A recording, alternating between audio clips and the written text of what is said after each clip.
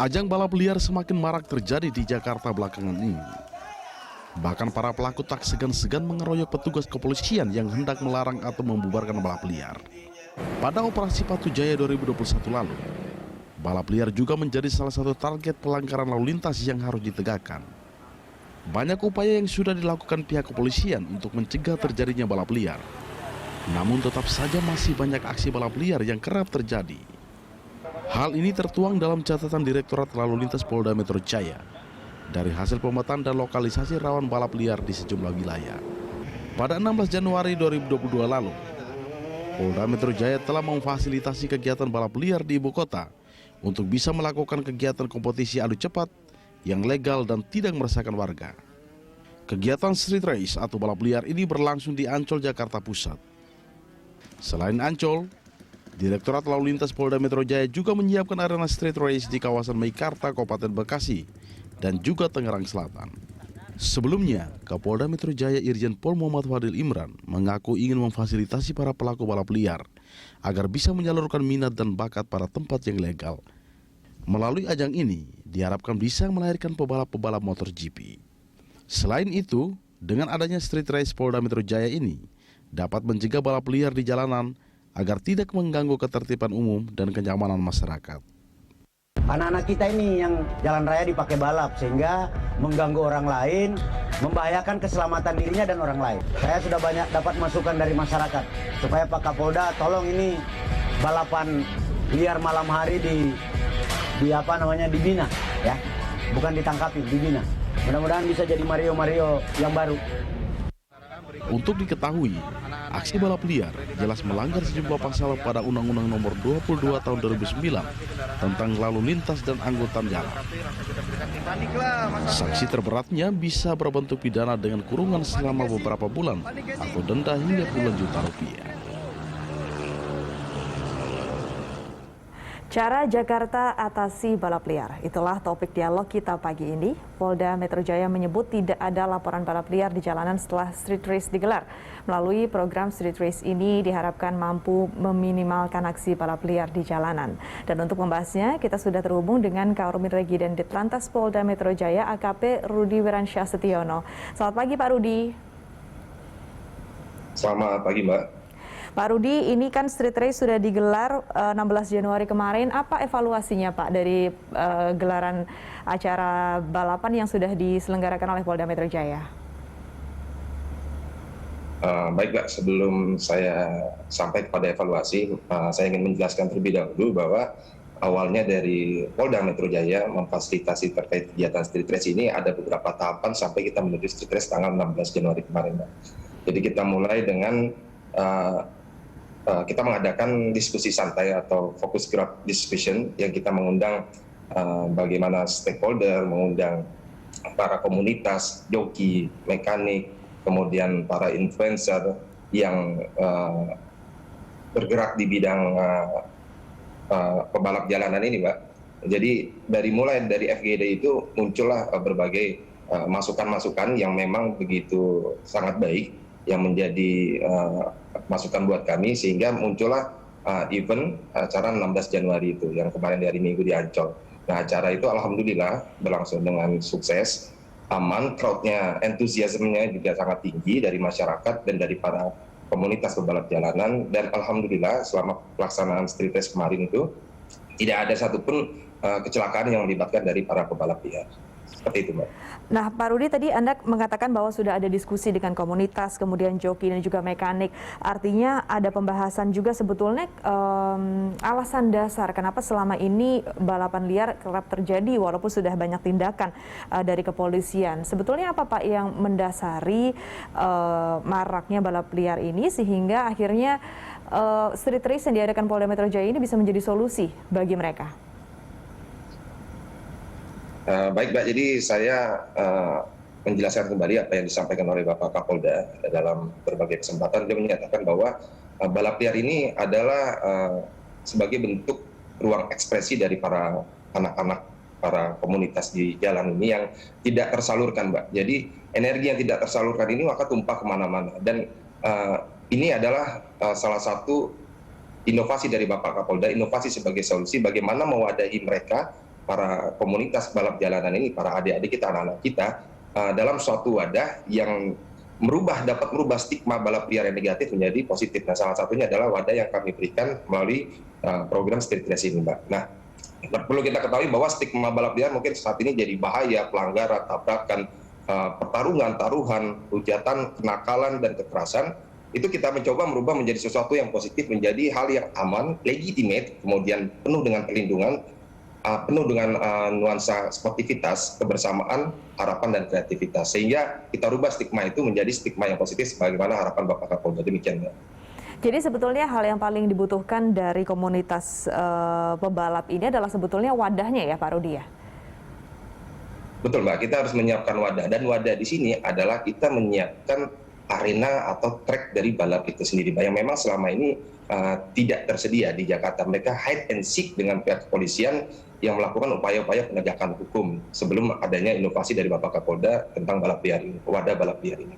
Nah, dengan balapan ini sudah dilegalkan, artinya akan melibatkan banyak pihak, tidak hanya pebalapnya, tidak hanya jokinya, tapi ada mekanik, dan kemudian ada pihak-pihak lain yang mungkin mengelola sirkuit, segala macam ya Pak ya. Nah, berarti ini menggandeng banyak pihak dan ada tujuan juga untuk memacu kreativitas ya Pak Rudi? Betul, Pak, betul. Memang prinsip dasarnya seperti Bapak Kapolda sampaikan bahwa kita adalah bergerak bersama, moving together, bahwa kami melibatkan berbagai stakeholder mulai dari TNI, PIMI, Pemda atau Pemprov, kemudian dari swasta, media terkait dengan glorifikasi wadah street race ini atau wadah balap liar ini. Kemudian juga tentu saja kita mengundang komunitas dari joki, dari bengkel, mekanik, influencer, dan semua pebalap jalanan yang terlibat dalam komunitas tersebut, Pak. Jadi memang kepolisian dalam hal ini tidak bisa bergerak sendiri, Pak. Jadi kami memang bergerak bersama. Seperti itu, Mbak. Dari street race yang berlangsung 16 Januari kemarin, tampaknya menurut informasi ini ada 350 joki ya Pak Rudi yang berpartisipasi, artinya antusiasme ini cukup tinggi. Ada tidak sih Pak syarat-syarat tersendiri untuk ikut serta dalam acara ini? Baik, Mbak. Memang kemarin itu kami, karena memang ini adalah kegiatan atau bisa dikatakan event pertama yang diselenggarakan oleh Polda Metro dengan berbagai stakeholder. Jadi kami memang membatasi untuk peserta sejumlah 350. Namun itu pun hanya dalam waktu 3 hari, crowd-nya, antusiasmenya sangat besar, pendaftaran sudah penuh, terbukti sampai dengan hari hanya pun masih banyak yang ingin mendaftar.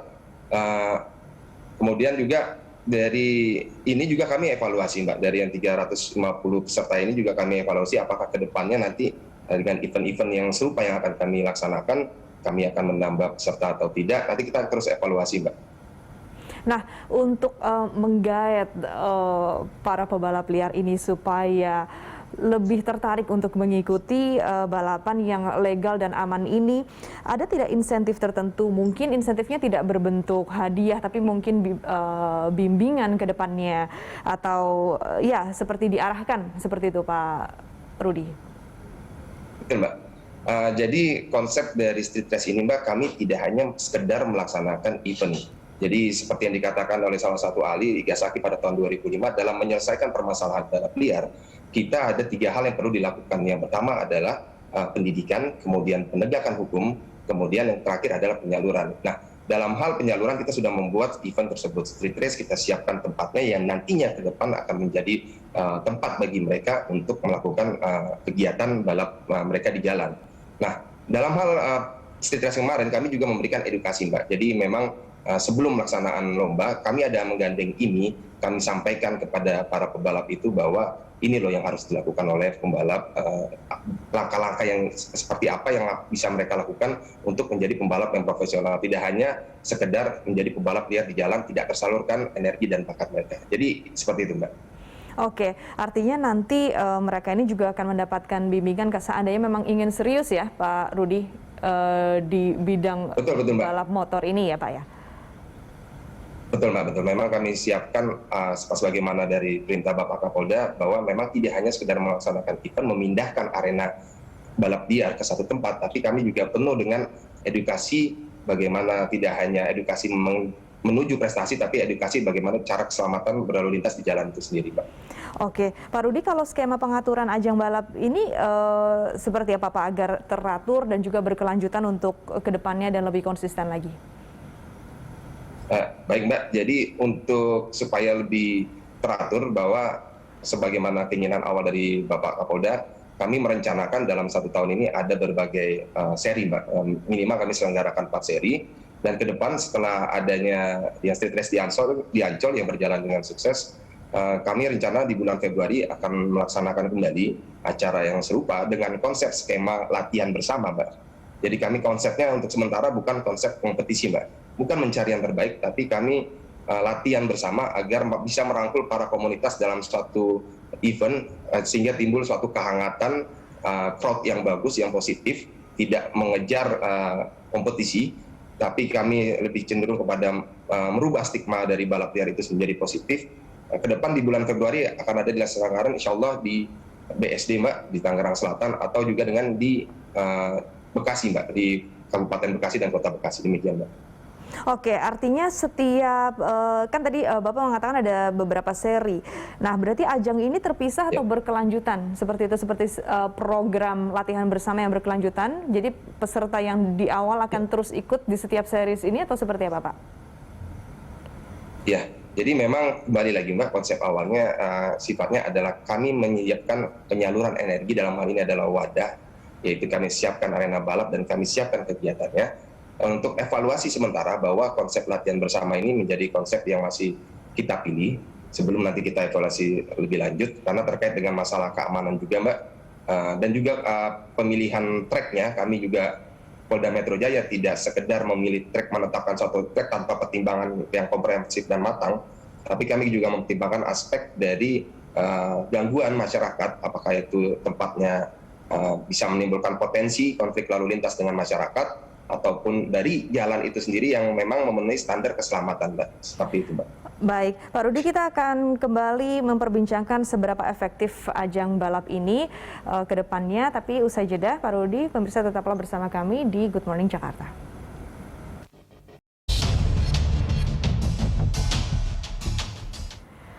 Cara Jakarta atasi balap liar, itulah topik dialog kita pagi ini. Kita lanjutkan kembali dialog kita masih bersama Kaormin Regiden Ditlantas Polda Metro Jaya AKP Rudi Wiransyah Setiono. Pak Rudi, kita akan lanjutkan lagi. Tadi Bapak sempat mengatakan bahwa ada pertimbangan-pertimbangan yang harus matang dalam memilih lokasi. Apa saja Pak persyaratannya atau pertimbangannya? Saya baca informasi ini sudah ada rencana mau di Bumi Serpong Damai, Mekarta, dan juga Vida Bekasi Kota. Ada tiga lokasi nih yang nanti akan dipakai untuk area balap. Sebetulnya syaratnya apa? Apakah lokasi ini dipilih karena di sana rawan balap liar atau justru di sana dinilai fasilitasnya mumpuni untuk keamanan para peserta? Baik, Pak. Baik, Pak. Jadi kemarin setelah dari event dari Ancol, memang kita melakukan berbagai evaluasi dan juga bagaimana menindaklanjuti perintah Bapak Kapolda bahwa venue atau arena dari balap liar ini tidak hanya terpusat di Ancol saja, tapi bisa fragmented atau tersebar di berbagai wilayah DKI dan Jakarta dan penyangga, yaitu di Bekasi, Tangerang. Nah, terkait dengan 3 tempat yang tadi Mbak sebutkan, memang sudah kami survei, Bapak Dirlantas juga sudah, dan jajaran Bapak Kapolres, serta kami juga dari Ditlantas survei ke lokasi. Ada beberapa hal yang menjadi pertimbangan. Yang pertama adalah tempat itu jauh dari lingkungan masyarakat, gangguan masyarakat, tidak ada resistensi dari penolakan dari masyarakat. Kemudian dari segi jalur itu sendiri, bahwa konsep yang kita pilih adalah drag race, artinya kita membutuhkan jalur lurus sepanjang ruas jalan tertentu dengan panjang kurang lebih 800 meter untuk memenuhi persyaratan keamanan, karena dari komunitas pebalap jalanan ini lebih cenderung menghendaki panjang dari trek sepanjang 500 meter. Jadi kita dengan membutuhkan jarak pengereman kurang lebih 300 sampai 400 meter, sehingga minimal kita membutuhkan lokasi yang bisa memfasilitasi sepanjang 800 meter. Nah, untuk di Vida itu sendiri, setelah kita observasi di Kota Bekasi, jalurnya cukup untuk kita mengadakan event dengan panjang trek 201 meter, sehingga dengan jarak pengereman 200, di Vida itu 400 meter. Di Mekarta sudah sangat cukup, bisa terfasilitasi 1 kilometer. Di BSD juga sangat cukup, Pak, seperti itu. Nah, itu juga butuh aspek jalan yang berkeselamatan, Mbak. Artinya, tidak ada hal-hal yang nanti bisa menimbulkan konflik, potensi gangguan kecelakaan lalu lintas dengan arus lalu lintas yang sudah berjalan selama ini sebelum adanya nanti ditetapkan sebagai venue balap liar. Mungkin 2 itu yang paling utama, Mbak. Lalu kalau untuk keselamatan para pebalap ada tidak Pak mungkin syarat tertentu atau seperti asuransi seperti itu dari pengelola atau pelaksana acara agar kalau seandainya ada apa-apa yang kita doakan tidak terjadi kecelakaan apapun mereka ini terjamin? Terjamin, Mbak. Jadi sebagaimana yang event kemarin alhamdulillah telah kami sampai melaksanakan di Ancol, para peserta balap itu mereka ada namanya pendaftaran, Pak. Jadi pendaftaran itu kita spesifikasikan untuk salah satunya item asuransi, Pak. Jadi memang kepolisian tidak sama sekali tidak menerima keuntungan, Mbak. Jadi kami sama sekali tidak, uang pendaftaran yang dilakukan oleh para pebalap itu hanyalah untuk asuransi dan juga untuk tiket masuk Ancol pada waktu 16 Januari kemarin. Dan item itu pula nanti yang akan kita copy paste, kita samakan di setiap event yang Polda Metro Jaya laksanakan bahwa mereka ada asuransi. Dan itulah yang digunakan uang pendaftaran itu untuk asuransi mereka. Jadi ketika ada kecelakaan, asuransi ini sudah menggandeng kerjasama dengan IMI yang memang berpengalaman dalam event-event balap di Indonesia dan di Jakarta ini. Sehingga secara aspek keselamatan para pebalap tidak perlu khawatir apabila nantinya ada kecelakaan. Demikian. Dan artinya juga kalau kita kembali lagi bicara soal lokasi tadi, ada pertimbangan juga ini dekat dengan fasilitas kesehatan ya Pak? Atau seperti apa? Betul, Mbak. Jadi memang sebelum kita melaksanakan kegiatan event tersebut, kita sudah menggandeng dari Dinas Kesehatan, kita juga menggandeng dengan rumah sakit terdekat apabila ada kecelakaan yang tidak kita harapkan. Jadi memang sewaktu-waktu ada hal yang tidak kita inginkan, kecelakaan, responnya sangat cepat, seperti itu, Mbak. Kita siapkan juga ambulans yang ready di lapangan, seperti itu.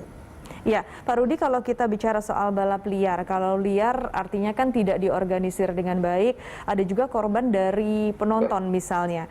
Kalau di acara yang diselenggarakan oleh Polda Metro Jaya ini, jaminannya untuk penonton seperti apa, keamanannya, pengaturannya?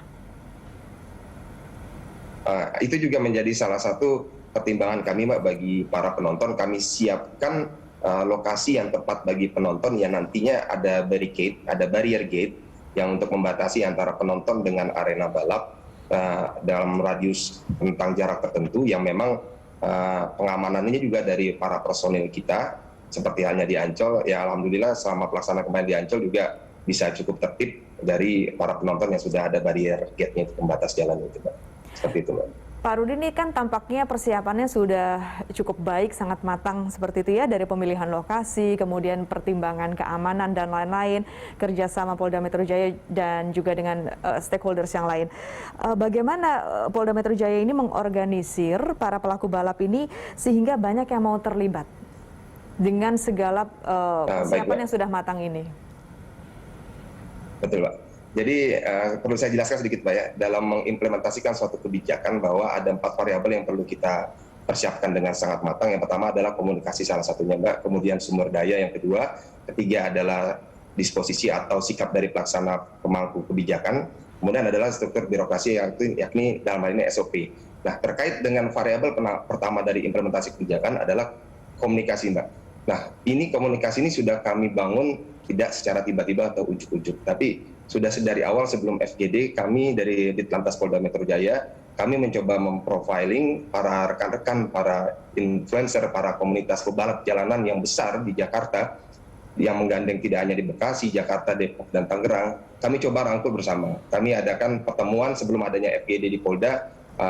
Beberapa tim dari Polda Metro Jaya sudah menggalang komunikasi yang sangat intens dari para influencer-influencer yang memang terjun langsung di dunia balap jalanan, sehingga alhamdulillah, Mbak, komunitas-komunitas tersebut dengan adanya penggalangan yang kami lakukan, pendekatan satu frekuensi dengan kami, sehingga tidak ada bias informasi dari yang diterima oleh mereka bahwa ini adalah program yang baik, yang memang harus kita dukung bersama. Jadi pembicaraan-pembicaraan itu sudah berlangsung intens jauh sebelum pelaksanaan balap liar ini sendiri, Mbak. Jadi sehingga apa yang kami lakukan, implementasi kebijakan dari Bapak Kapolda bisa tepat sasaran, kemudian berjalan efektif, dan didukung oleh khususnya para komunitas pebalap jalanan. Sehingga transformasi yang diharapkan dari negatif, stigma negatif menjadi positif itu bisa tercapai, Mbak. Demikian, Mbak. Nah, Pak Rudi, dari profiling tersebut, kalau saya lihat dari tayangan balap yang tanggal 16 Januari lalu, tampak banyak anak muda. Mungkin bisa Anda jelaskan sedikit pemetaan yang sudah dilakukan, profiling yang dilakukan sejauh ini, segmen anak muda yang mana saja yang perlu dirangkul dan dilibatkan dalam kegiatan ini? Baik, Mbak. Memang balap liar ini untuk sekarang ini, Pak, kalau kita lihat tidak hanya segmented kepada anak muda ya, Mbak. Memang anak muda yang dalam profiling kami dari yang melibatkan mulai dari SMP, SMA, bahkan tidak hanya itu, Mbak, beberapa komunitas yang memang mereka bukan pelajar, itu sebetulnya ketika dalam pelaksanaan mereka terjun langsung dalam dunia balap liar, Mbak. Jadi memang saat ini tidak hanya kepada anak-anak muda saja, Mbak. Memang secara dominan masih dikelompokkan oleh anak-anak muda dari komunitas balap jalanan ini. Tapi kemarin setelah kami profiling juga ternyata anak-anak muda ini juga memiliki sosok-sosok yang mereka hormati, sosok-sosok yang mereka anggap influencer yang menjadi rujukan bagi mereka. Sehingga kami tidak hanya menggandeng anak-anak muda itu saja, tapi kami menggandeng sosok-sosok yang menjadi panutan buat mereka. Itu yang kami gandeng, kami ajak, kami rangkul supaya kami bisa satu visi dengan mereka bisa berpartisipasi sehingga program ini bisa berjalan dengan sukses, Mbak. Seperti itu, Mbak. Baik, terakhir Pak Rudi, seberapa efektif ajang balap yang diadakan Polda Metro Jaya ini memfasilitasi para antusias atau pecinta balapan ini agar bisa menekan aksi balap liar di jalanan untuk ke depannya? Baik, Mbak. Bahwasanya program Bapak Kapolda ini juga sejalan dengan visi dari Bapak Kapolri, yakni presisi, prediktif, responsibilitas, dan berkeadilan, transparansi berkeadilan. Selain itu, bahwa kami mencoba untuk penyelesaian masalah tidak hanya dari hulu, tidak hanya dari hilir, tapi juga dari hulu. Tidak hanya sekedar menjadi fire brigade policing, tapi kita menjadi problem solved policing yang melibatkan masyarakat, yaitu community policing. Nah, diharapkan dengan merubah suatu budaya ini, Mbak, kita tidak hanya membutuhkan suatu komitmen, tapi Polda Metro Jaya berupaya untuk membuat suatu konsistensi yang berkelanjutan. Kami akan mengadakan pembinaan, mengadakan event-event bekerjasama dengan stakeholder, dan kami harapkan ini tidak hanya sesaat, glorifikasi sesaat, tapi ini memang menjadi sesuatu yang konsisten dan berkelanjutan. Dan insya Allah dengan tekad yang kuat, dengan keinginan yang kuat dari semua stakeholder, ini menjadi suatu hal yang sangat positif bagi dunia balap di Indonesia. Demikian, Mbak. Baik, terima kasih Pak Rudi. Mudah-mudahan program ini berkelanjutan ya Pak, dan aman bagi pesertanya, juga bagi masyarakat supaya tidak lagi terjadi balap liar dan kecelakaan yang tidak diinginkan. Terima kasih Pak Rudi atas waktunya pagi ini. Sehat selalu. Sama-sama, Mbak. Sama-sama.